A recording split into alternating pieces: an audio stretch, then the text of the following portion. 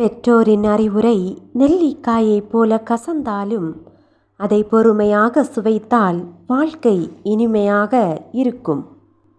இது உன் வாழ்க்கை. சரியோ தவறோ வாழ்கின்ற ஒரு வாழ்வு. அதை உனக்கு பிடித்தபடி மனசாட்சிப்படி வாழ். தீர்வுகள் சொல்ல இங்கு யாரும் நல்லவரும் இல்லை. தீர்வுகள் கேட்க நீர் கெட்டவரும் இல்லை. மற்றவர்களின் செயலை மாற்ற முயற்சித்து மனவேதனை அடைவதை விட உன் எண்ணத்தை மாற்றிக்கொண்டு வாழ பழகுவது நல்லது. வசதியான வாழ்க்கை என்பது நேரடியாகவோ மறைமுகமாகவோ மற்றவர்களின் உழைப்பை திருடி அதில் சுகமாக வாழ்வதாகும். ஆசைப்படாதே.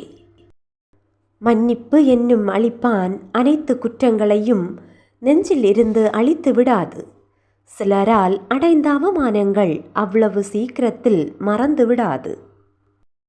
நீ நேசிக்கும் எல்லோரும் உன்னோடு வரமாட்டார்கள்.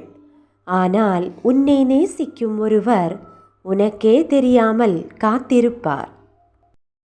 வாழ்க்கையை நாம் திரும்பி பார்க்கும்போது விரும்பி பார்ப்பது போல் ஏதாவது செய்திருக்க வேண்டும்.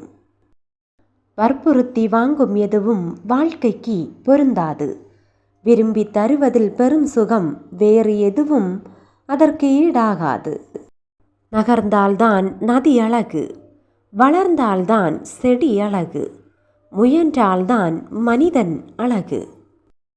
தன் பாதையை தானே தேடிக்கொள்ளும் தண்ணீராக இருங்கள். அடுத்தவர் பாதையை தடுக்கும் பாறாங்கல்லாக இருந்து விடாதீர்கள். சத்தியத்தின்படி வாழ்பவர் ஒரு வாக்கு கொடுத்துவிட்டால் மூச்சிருக்கும் வரை பேச்சு மாறக்கூடாது. பேச்சு மாறினால் மூச்சு இருக்கக்கூடாது.